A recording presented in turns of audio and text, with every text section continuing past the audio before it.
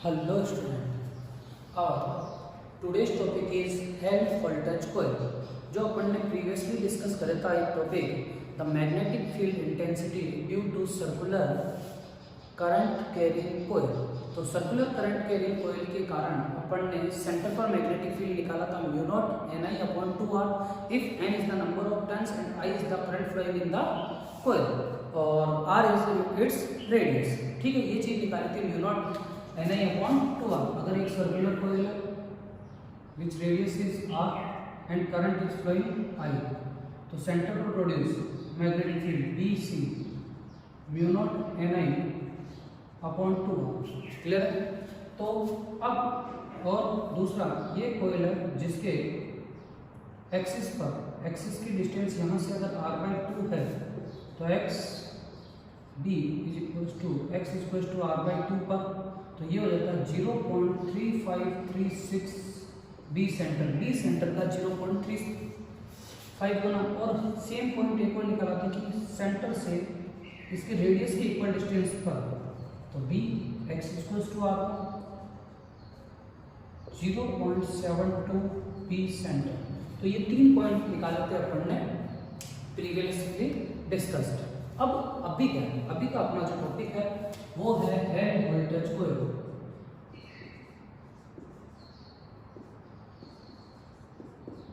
Helm voltage कोयल, ठीक है। हिंदी में भी नाम सेम है, हेल्म वोल्टेज कुंडलियां। बस थोड़ा सा हिंदी का नाम इस तरीके से क्लियर है। अब सबसे पहली बात, हेल्म वोल्टेज कुंडलियां होती क्या, फिर दूसरी बात पढ़ेंगे ये काम क्या होती है, और तीसरा ये किस प्रिंसिपल पर वर्क करती है। तो जो प्रिंसिपल है वो अपना ही है कि किसी भी कोयल के कारण सेंटर पर mu naught N I upon 2r x बराबर r/2 डिस्टेंस पर 0.35 times of B centre and x equals to r distance पर, एक्सिस पर कोई अगर r डिस्टेंस पर कोई पॉइंट है वहां पर produce magnetic field 0.72 times of B centre. ठीक है, ये चीजें अपने को पहले से पता है। अब डिस्कस क्या है कि हेल्म वोल्टेज कोयल होती है, कैसे बनाते हैं। तो यहां पर क्या होता है बेटा, two coaxial coil which is separated by the distance is equal to its radius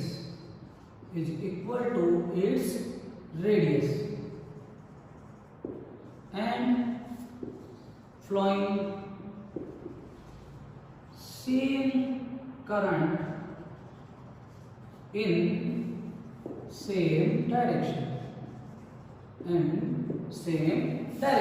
कि मतलब दो समाक्षीय कुंडलियां हैं जिनमें समान धारा समान दिशा में प्रवाहित हो रही है और उनके मध्य की दूरी उनकी त्रिज्या के बराबर है। इसको मैंने इंग्लिश में लिखा है two coaxial coil which are separated by the distance is equal to its radius and flowing same current in same direction. ये तो हो गया कि क्या होते हैं, अब क्या काम करते हैं। ठीक है, तो ये क्या काम करते हैं, हेल्म वोल्टेज कुंडलियां are produce uniform magnetic field. तो ये जो कुंडलियां है ये एक समान चुंबकीय क्षेत्र उत्पन्न करने के लिए काम में ली जाती है। तो हेल्म वोल्टेज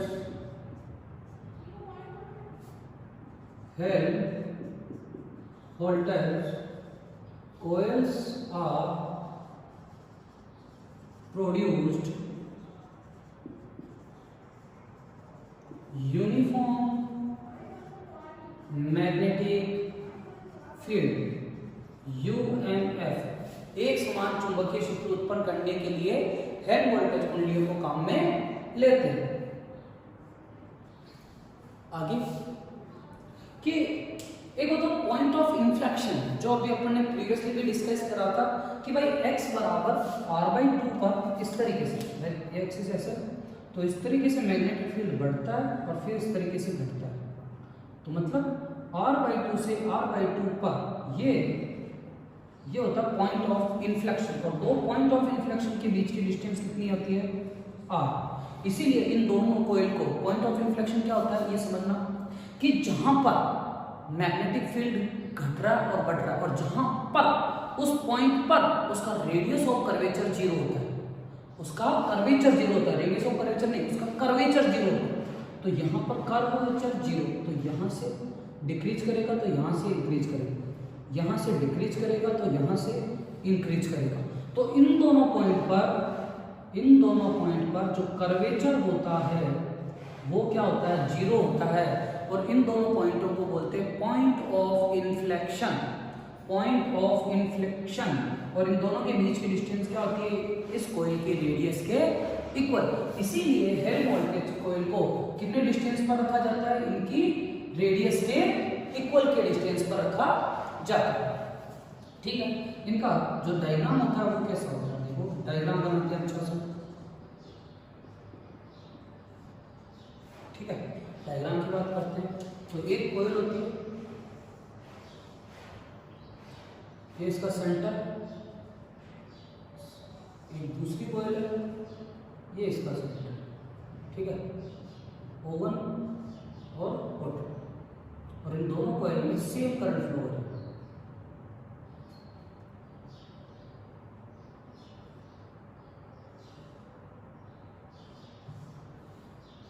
ये बैटरी सोर्स लगा दिया जिससे क्या हो, करंट सेम फ्लो हो। ठीक है, हाई करंट फ्लो हो रही है। क्लियर है? अब देखो, इसके कारण प्रोड्यूस हुई मैग्नेटिक फील्ड इधर, इसके कारण प्रोड्यूस मैग्नेटिक फील्ड इधर, मतलब दोनों के कारण मैग्नेटिक फील्ड की जो डायरेक्शन आ रही है वो सेम मिल रही है तुम्हें। तो सभी जगह पर जो मैग्नेटिक फील्ड होगा इन दोनों पॉइंटों के बीच में, O1 और O2 के बीच में मैग्नेटिक फील्ड क्या होगा, दोनों के कारण ऐड होगा। अब देखते हैं ऐड होने के बाद में अगर इस जगह पर सभी पॉइंट्स पर अगर मैग्नेटिक फील्ड अपने को क्या मिलता है, सेम मिलता है, तो अपन बोल देंगे कि O1 और O2 के बीच में, O1 और O2 के बीच में अपने को कौन सा मैग्नेटिक फील्ड प्राप्त हो रहा है, यूनिफॉर्म मैग्नेटिक फील्ड। तो अपने एक और पॉइंट ले लेते हैं P। ठीक है, और ये यहाँ से r/2 डिस्टेंस पर, मतलब इनके रेडियस के हाफ डिस्टेंस पर, और दोनों एक दूसरे से रेडियस के इक्वल डिस्टेंस पर रख रखी है।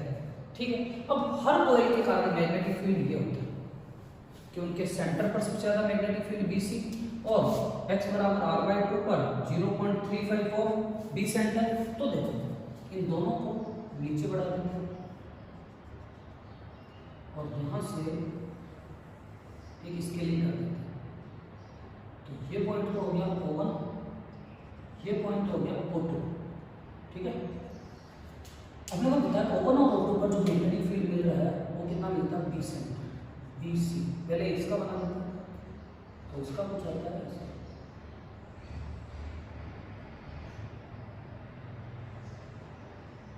ठीक है,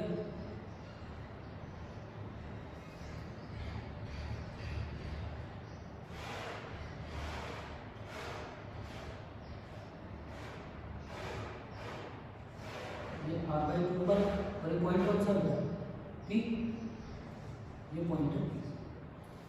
ठीक है, तो ये कितना डिस्टेंस पर है, r/2 पर। ये तो हो गया पहली कॉइल के कारण।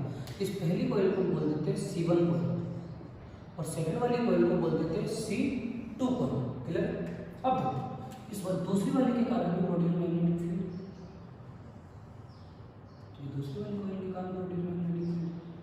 ठीक है, ये भी इसके कारण BC। ठीक है, ये BC1, ये BC2। लेकिन देखो पता है करंट सेम फ्लो हो रही है और मैग्नीट्यूड भी सेम है, तो BC1 बराबर BC2, because same current flowing in same direction, flowing in same direction, कि भाई सेम करंट फ्लो हो रही है सेम डायरेक्शन में। क्या सेम करंट फ्लो हो रही है सेम डायरेक्शन में, then produced magnetic field direction is also same. तो भाई इनके कारण जो चुंबकीय क्षेत्र उत्पन्न होगा उसकी भी दिशा क्या होगी, सेम होगी। बोलो यहाँ तक क्लियर है मेरे से, ठीक है। अब अपन एक एक पॉइंट पर निकालते हैं और अगर उन तीनों पॉइंट पर मैग्नेटिक फील्ड लगभग इक्वल मिला, मतलब अप्रोक्सीमेट इक्वल मिला, तो अपन बोल देंगे कि इन दोनों कॉइल्स के बीच में अपने को यूनिफॉर्म मैग्नेटिक फील्ड प्राप्त होता है और इन्हीं कॉइल्स को बोलते हैं हेल्म वोल्टेज कॉइल। क्लियर? देखते हैं, इसको रफ कर देता हूं ना। तीनों पॉइंट पर डिस्कस करते हैं। सबसे पहले पॉइंट O1 पर resultant magnetic field, resultant magnetic field at point O1।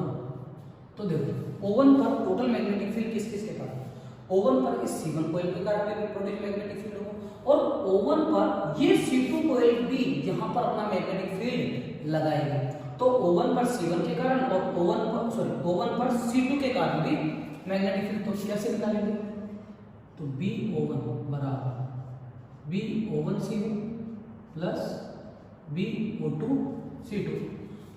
O1 पर C1 के कारण और O1 पर C2 के कारण मैग्नेटिक फील्ड। अब इस C1 कॉइल पर O1 कहाँ है, इसके सेंटर पर, और सेंटर पर मैग्नेटिक फील्ड कितना होता है सेंटर पर मैग्नेटिक फील्ड कितना होता है, μ0 Ni/2R। तो यहाँ पर इसके कारण प्रोड्यूस मैग्नेटिक फील्ड में बोल सकता हूँ BC1 और ये कितना होता है μ0 Ni या μ0 I/2R, जो कि करंट सेम है तो मैग्नेटिक फील्ड भी सेम होगा। और इसको अपन बोल सकते हैं BC1 बराबर BC2 equal to BC left मान लिया। ओके, ये इक्वेशन 1 है, ठीक है। तो इसको अपन बोल देंगे BC1 और BC1 इज इक्वल टू किसके है, BC के। अब BOC2, इसका मतलब क्या है, C2 कॉइल के कारण O1 पर मैग्नेटिक फील्ड, C2 कॉइल के कारण O1 पर, तो C2 कॉइल से O1 कितनी दूरी पर, इसके रेडियस के इक्वल डिस्टेंस पर। और अभी अपन ने बोला है कि रेडियस से इक्वल डिस्टेंस पर जो प्रोड्यूस मैग्नेटिक फील्ड होता है वो कितने टाइम्स होता है, 0.36 टाइम, 0.36 टाइम,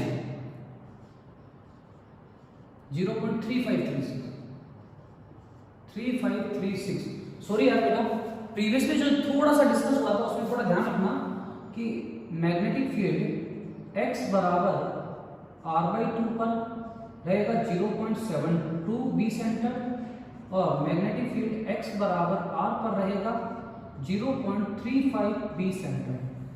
याद रखना, क्योंकि थोड़ा सा अपना उल्टा हो गया मामला, तो अभी करेक्ट है, क्योंकि कोयल के पास वाली डिस्टेंस कौन है, r/2।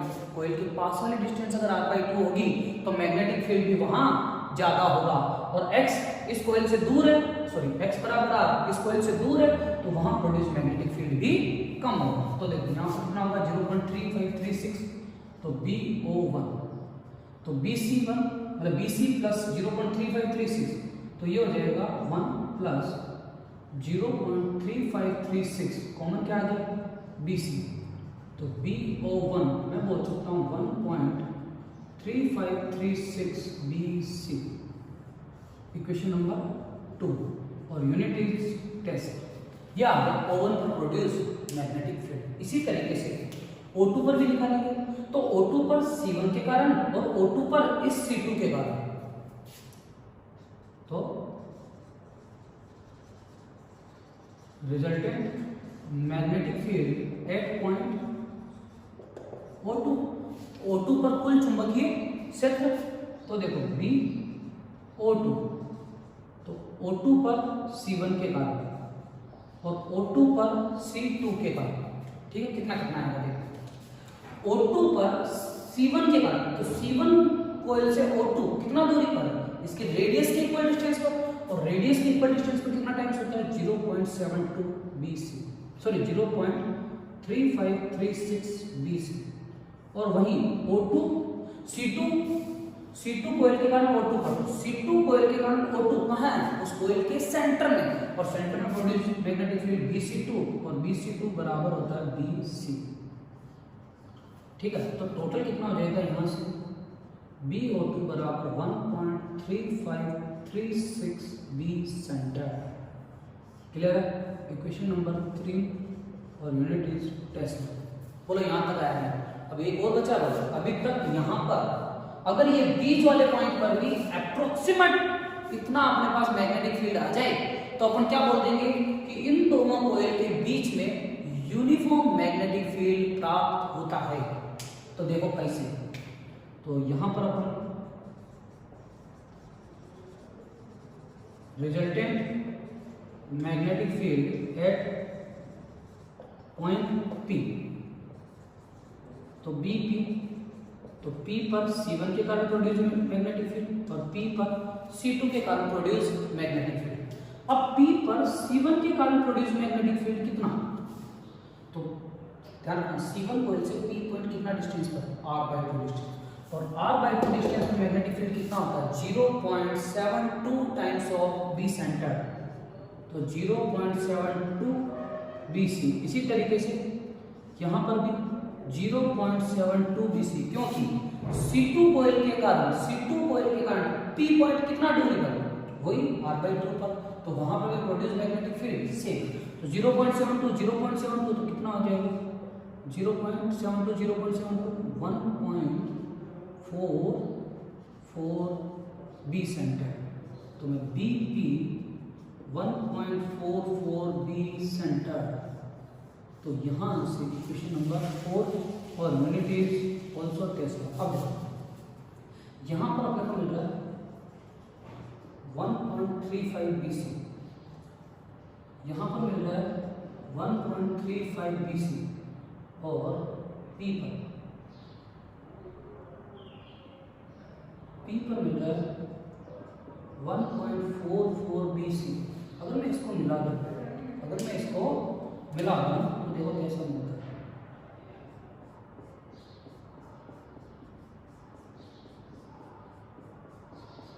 क्या ये अप्रोक्सीमेट इक्वल आ रहा है?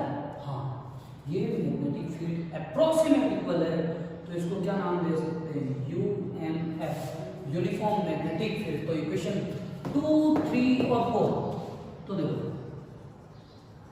फ्रॉम इक्वेशन 2, 3 एंड 4 इन तीनों इक्वेशन को देखो, तो 1.35, 1.4, तो मैं ये बोल सकता हूँ BO1 बराबर BO2 and approximate equal to BP, so that coils are produced uniform magnetic field between them। तो यहां से अपन ये बोल सकते हैं कि ये दोनों कुंडलियां अपने मध्य में एक समान चुंबकीय क्षेत्र उत्पन्न करती है, इसीलिए बोलते हैं हेल्महोल्ट्ज कॉइल का मेन एप्लीकेशन क्या है, by producing uniform magnetic field. एक समान चुंबकीय क्षेत्र उत्पन्न करने के लिए किन कुंडलियों का उपयोग किया जाता है, हेल्महोल्ट्ज कुंडलियों का उपयोग किया जाता है। अभी तक एक पढ़ा, बाद में एक और डिस्कस भी करेंगे लास्ट में। तो अभी तक यह याद रखना कि हेल्महोल्ट्ज कुंडलियों का क्या उपयोग है, या the application of the Helmholtz coil producing uniform magnetic field, एक समान चुंबकीय क्षेत्र उत्पन्न करने के लिए। बोलो ये चीज क्लियर है या नहीं, तो तुम स्क्रीनशॉट ले लो।